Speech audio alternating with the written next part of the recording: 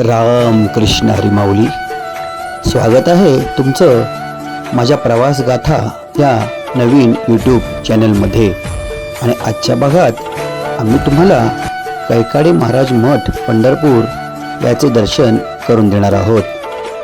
ह्या मठामध्ये तुम्हाला अनेक थोर संत तसेच आपल्या देशाला लाभलेले ऋषीमुनी, महाभारत, रामायण या कथांचे मूर्तिरूपाने दर्शन करून देणार आहोत.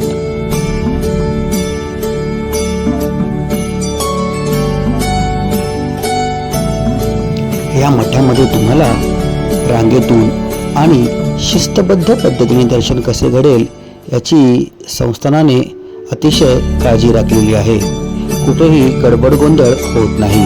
आता आपण प्रवेश करत आहोत कैकाडे महाराजांच्या मठामध्ये. तर चला पाहूया.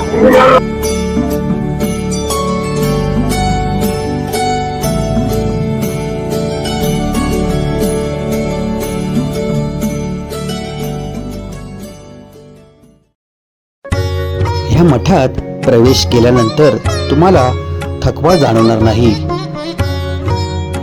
इथे दाखवलेली देवी देवतांची विविध रूपे तसेच 33 कोटी देवांचे दर्शन, रामायण, महाभारत याची कथा तुम्हाला अगदी मूर्तिरूपाने बघण्यास मिळते.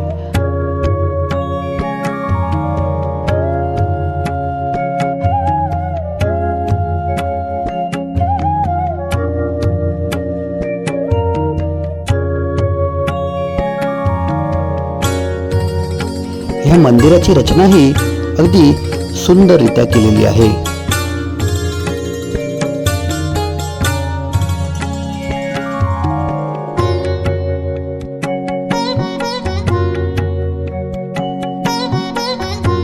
आपण आलो आहोत मठाच्या वरच्या टप्प्यात आणि इथे तुम्ही सर्व देवी देवतांच्या मूर्ती, ऋषीमुनींच्या मूर्ती पाहू शकता आणि इथे तुम्हाला त्यांची सर्व माहिती मिळेल.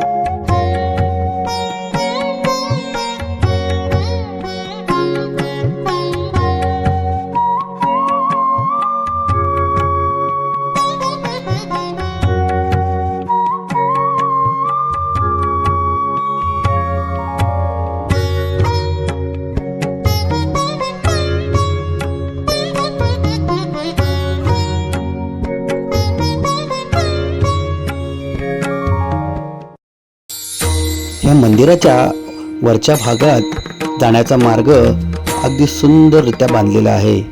तो म्हणजेच मगरीच्या मुखातून जाणे, परत माशाच्या मुखातून जाणे, सुंदर असा मार्ग ह्या इथे बांधलेला आहे. लहान लेकरां बाळांसाठी अगदी आनंददायी मठ आहे. तुम्ही पंढरपुरात आल्यावर या कैकाडे महाराजांच्या मठाला नक्कीच भेट द्या.